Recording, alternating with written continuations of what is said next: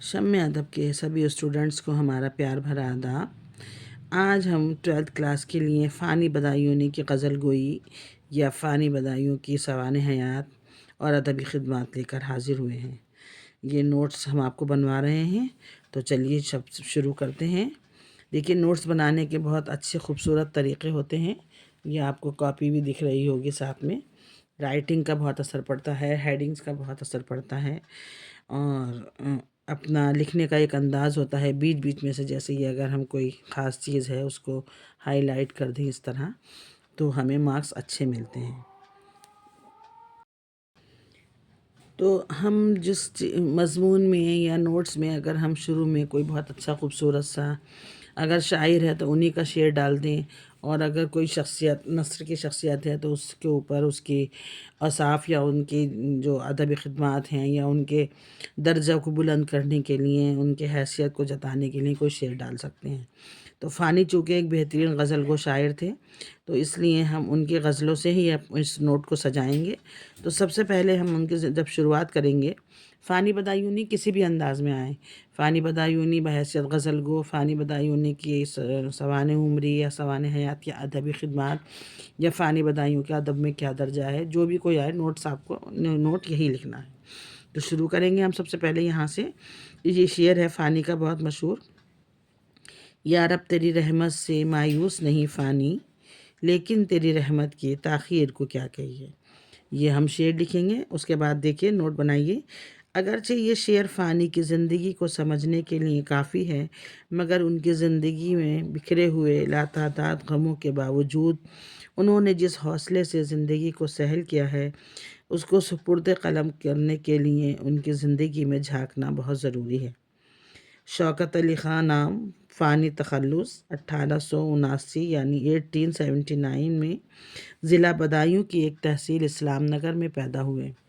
اعلیٰ خاندان کے فرد تھے، مگر رفتہ رفتہ نوبت یہاں تک آ پہنچی کہ گھر کا سب مال اسباب بک گیا، اور والد کو شجاعت علی والد جو ان کے تھے ان کو پولیس میں نوکری کرنی پڑی۔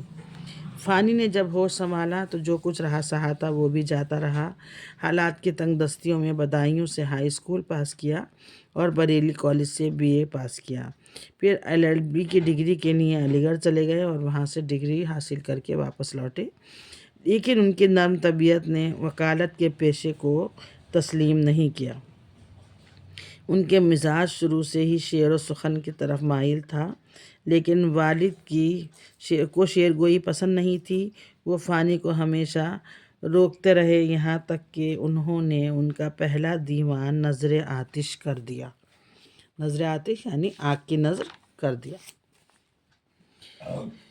اس کے بعد فانی پوشیدہ طور پر شعر کہتے رہے اور ڈاک کے ذریعے داغ دہلوی سے اصلاح لیتے رہے، یعنی داغ دہلوی جو تھے وہ ان کے استاد رہے۔ فانی اپنے دور کے منفرد شاعر ہیں۔ انہوں نے اپنی غزل کو ایک نیا رخ، نیا مزاج، نیا لہجہ دیا، جس میں باوجود غمگینی کے ایک دلکشی اور نغمگی ہے۔ ان کا پورا کلام سوز و گداز، رنج و الم، حسرت و یاس، ناکامی، نامرادی کا مرقع ہے۔ ان کے بیچ میں کاماز لگاتے رہیں گے، یہ ایسے حسرت و یاس کے بعد، ناکامی کے بعد جو ایک سے الفاظ آتے ہیں واضح کرنے کے لیے، ان کے بیچ میں کاما لگاتے رہتے ہیں۔ ان کا ہر شعر چوٹ کھائے ہوئے دل کی آواز معلوم ہوتا ہے۔ مثال کے طور پر اب یہ شعر لکھیں گے: درد مندان وفا کی ہائے رے مجبوریاں، درد دل دیکھا نہ جائے ہے مگر دیکھا کیے۔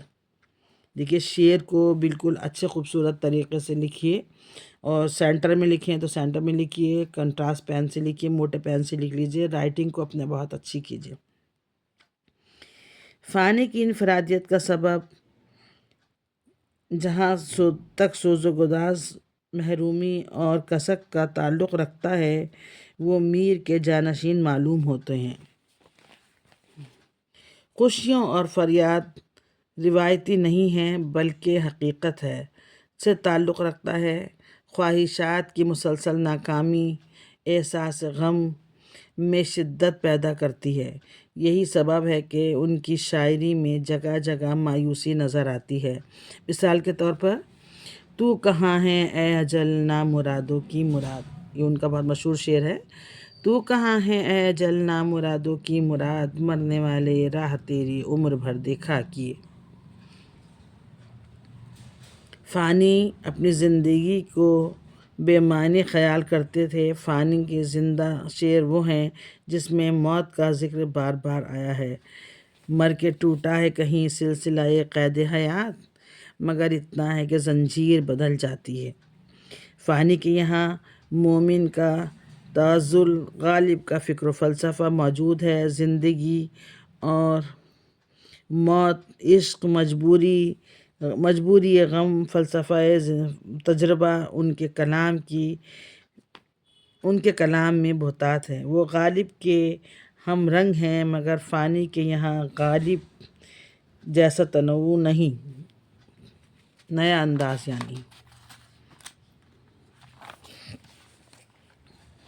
نہیں پایا جاتا۔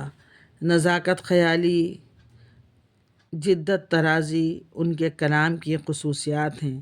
زبان لکھنوی استعمال کرتے ہیں اور یہاں پر پوری قدرت اور بیان پر پوری قدرت رکھتے ہیں۔ مثال کے طور پر، غم نصیبوں میں ہے غم دنیا ہو کے عشق، دل کی تقدیر سے تدبیر بدل جاتی ہے۔ ہمیں بھی تیرے اشعار یاد ہیں فانی، تیرا نشان نہ رہا اور تو بے نشان نہ رہا۔ واہ، بہت عمدہ شعر۔ فانی کے کلام کو پڑھ کر اندازہ لگایا جا سکتا ہے کہ وہ بے پناہ رنج و الم کے باوجود فانی کی شاعری میں ایک روانی ہے، اور فانی اردو ادب کا ایک بے پناہ خزانے کی حیثیت رکھتے ہیں، اس بات سے کوئی انکار نہیں کر سکتا۔ اس کے بعد یہاں تک یہ آپ مختصر کر کے اگر نوٹ لکھتے ہیں تو یہ لکھ دیجیے، لیکن اگر آپ تھوڑا سا اور بڑھانا چاہتے ہیں تو ان کے ادب خدمات میں، ان کے جو گائیڈ میں دیکھیے، کلام میں ان کا اگر کوئی مجموعہ ہے وہ، یا اشعار، یا ان کی کچھ تشریح، یا ان کا کچھ اور ڈال سکتے ہیں۔ تو یہ ہم نے آپ کو فانی کی ادبی خدمات یا فانی کی غزل گوئی پر آپ کو نوٹس تیار کرایا ہے۔ اگلا نوٹ ہم آپ کو پھر انشاءاللہ تیار کرائیں گے، اور بورڈ ایگزام بہت قریب آ گئے ہیں۔ اچھی طرح پریپریشن کیجیے، ہمارے چینل کو لائک کیجیے، سبسکرائب کیجیے، اور کمنٹس میں بتائیے کہ آپ کو کیا پرابلم ہے۔ پھر کسی ویڈیو میں ملیں گے، تب تک کے لیے بائے بائے۔